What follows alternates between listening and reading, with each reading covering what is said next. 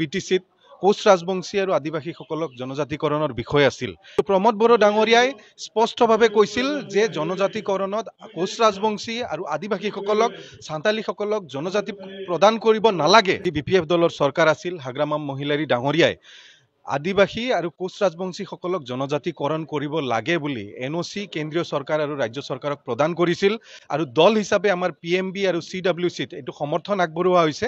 প্ৰমোদ বড়ো ডাঙৰীয়া এহাতে আদিবাসীসকলৰ বিৰুদ্ধে আছে আৰু বিপিএফ দল আৰু হাগ্ৰামা মহিলাৰী ডাঙৰীয়া আদিবাসীসকলৰ সমৰ্থনত আছে। 2020 চনত যিটো নিৰ্বাচন হৈছিল, প্ৰমোদ বড়ো ডাঙৰীয়াই UPPL দলে যি 40টা সমষ্টি আছে, এই 40টা সমষ্টিৰ পৰা এজনো আদিবাসী প্ৰাৰ্থীক কেণ্ডিডেট হিচাপে দিয়া নাছিল। য'ৰ পৰা বিপিএফ দলৰ MCLA হৈছিল, 5 নং চেৰফাং সমষ্টিৰ পৰা বিপিএফ দলৰ EM হৈছিল। UPPL দলে এই দুয়োটা সমষ্টিৰ পৰাও আদিবাসী প্ৰাৰ্থীক প্ৰাৰ্থিত্ব প্ৰদান কৰা নাছিল।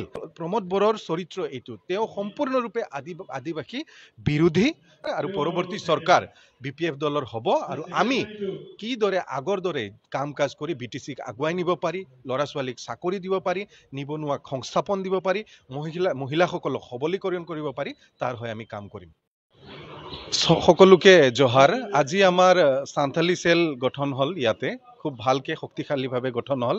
ইয়াতে বিভিন্ন বিষয়ে আলোচনা কৰা হৈছে। বিশেষকৈ আদিবাসী আৰু সাঁওতালী একেলগে মিলি যি 6 জনজাতিকৰণ আৰু বিটিচিত কোচ ৰাজবংশী আৰু আদিবাসীসকলক জনজাতিকৰণৰ বিষয় আছিল। ইয়াতে আমি এই বিষয়টো উত্থাপন কৰিছোঁ কিদৰে বিগত যি বিপিএফ দলৰ চৰকাৰ আছিল, হাগ্ৰামাম মহিলাৰী ডাঙৰীয়াই আদিবাসী আৰু কোচ ৰাজবংশীসকলক জনজাতিকৰণ কৰিব লাগে বুলি এনঅচি কেন্দ্ৰীয় চৰকাৰ আৰু ৰাজ্য চৰকাৰক প্ৰদান কৰিছিল আৰু দল হিচাপে আমাৰ পিএমবি আৰু চিডব্লিউচিত এইটো সমৰ্থন আগবঢ়োৱা হৈছে যে কোচ ৰাজবংশী আৰু আদিবাসীসকলক ইনক্লুডিং সাঁওতালীসকলক জনজাতিকৰণৰ যি জনজাতি হিচাপে মৰ্যাদা প্ৰদান কৰিব লাগে বুলি আমাৰ সমৰ্থন আছে। কিন্তু প্ৰমোদ বড়ো ডাঙৰীয়াই স্পষ্টভাৱে কৈছিল যে জনজাতিকৰণত কোচ ৰাজবংশী আৰু আদিবাসীসকলক সাঁওতালীসকলক জনজাতি প্ৰদান কৰিব নালাগে বুলি তেওঁ দাবী উত্থাপন কৰিছিল আৰু আজিৰ তাৰিখত তেওঁৰ স্থিতি হেয়াই। গতিকে প্ৰমোদ বড়ো ডাঙৰীয়া এহাতে আদিবাসীসকলৰ বিৰুদ্ধে আছে আৰু বিপিএফ দল আৰু হাগ্ৰামা মহিলাৰী ডাঙৰীয়া আদিবাসীসকলৰ সমৰ্থনত আছে।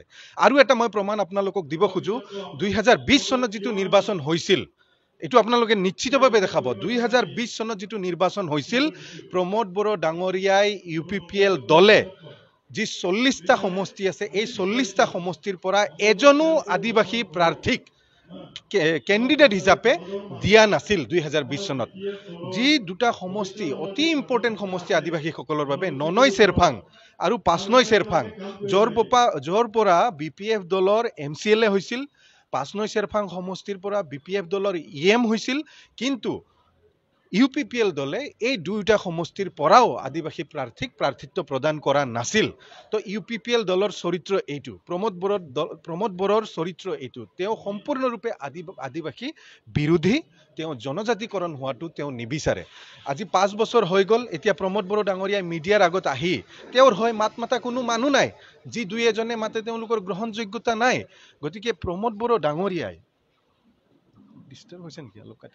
গতিকে প্ৰমোদ বড়ো ডাঙৰীয়াই আজি তেওঁ মাত মাতিব নোৱাৰে, তেওঁৰ লগত কোনো সংগ নাই, তেওঁ আহি হাঁহি মাৰে। তেওঁ হাঁহিতে তেওঁৰ বিফলতা সম্পূৰ্ণৰূপে প্ৰদৰ্শিত হয়। যোৱা 5 বছৰত তেওঁ কি কাম কৰিলে তেওঁ না হিচাপ দিব পাৰিব, না তেওঁ যিটো চুক্তি হ'ল BTR এগ্ৰিমেণ্টত কি দফা সফলভাৱে সমাপন কৰা হ'ল তাৰ হিচাপ দিব পাৰিব। তেওঁ আজিৰ তাৰিখত একো হিচাপ দিব নোৱাৰে। ক'ত গ'ল ছুইজাৰলেণ্ড বনোৱাৰ কথা, ক'ত গ'ল ঘৰে ঘৰে চাকৰি দিয়াৰ কথা, ক'ত গ'ল মহিলা আত্মসহায়ক গোটক 75,000 টকা দিয়াৰ কথা, ক'ত গ'ল আপোনাৰ ৰাস্তা ঘাট দলং উন্নয়নৰ কথা।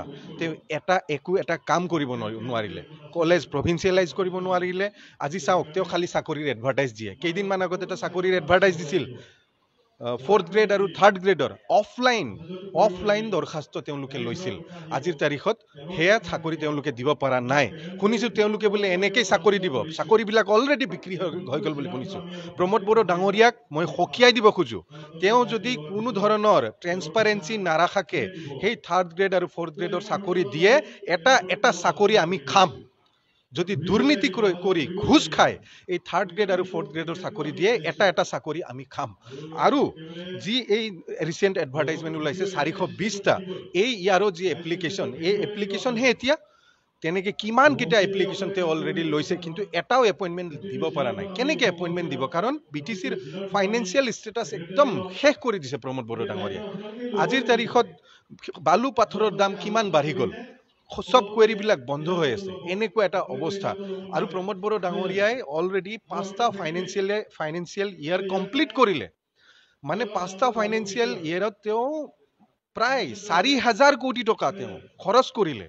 তেওঁ এই 4,000 কোটি টকাৰ হিচাপ দিব পাৰিব? কি কাম কৰিলে 4,000 কোটি টকাত? তেওঁৰ পকেটত কিমান টকা সোমাল, ইয়াৰহে হিচাপ দিব লাগিব। তেওঁ সব হিচাপ দিব লাগিব পাত। এই 5 বছৰত যি 4,000 কোটিতকৈ বেছি প্ৰমোদ বড়ো ডাঙৰীয়াই খৰচ কৰিলে, ইয়াৰ হিচাপ দিব লাগিব। 5টা বছৰ শেষ হ'ল, এতিয়া যি পইচা আহিব এইটো 6 নম্বৰ ফাইনেন্সিয়েল ইয়াৰৰ টকা, 6 নম্বৰ ফাইনেন্সিয়েল ইয়াৰৰ বাজেট। এই বাজেটত প্ৰমোদ বড়ো ডাঙৰীয়াই গণতান্ত্ৰিক পদ্ধতি মতে হাত দিব নোৱাৰে। এই পইচাত তেওঁ কাকো কাম দিব নোৱাৰে, তেওঁ এটা ফাইল চাইন কৰিব নোৱাৰে। এই আৰু 6 দিন আছে, 6 দিনৰ ভিতৰত মাৰ্চ এণ্ডিং হ'ব। মাৰ্চ এণ্ডিঙৰ আগে তেওঁ যাক যিমান টকা দিব লগা আছে দিয়ক, যিমান ঠিকাদাৰক যিমান টকা দিব লগা আছে দিয়ক। তাৰপিছত কিন্তু তেওঁ কাকো 1 টকা দিব নোৱাৰে, কোনো এটা কাম কৰিব নোৱাৰে, কোনো এটা ঘোষণা কৰিব নোৱাৰে।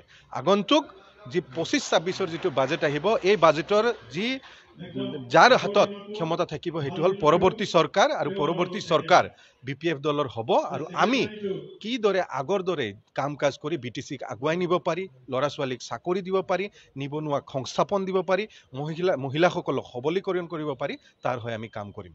ধন্যবাদ।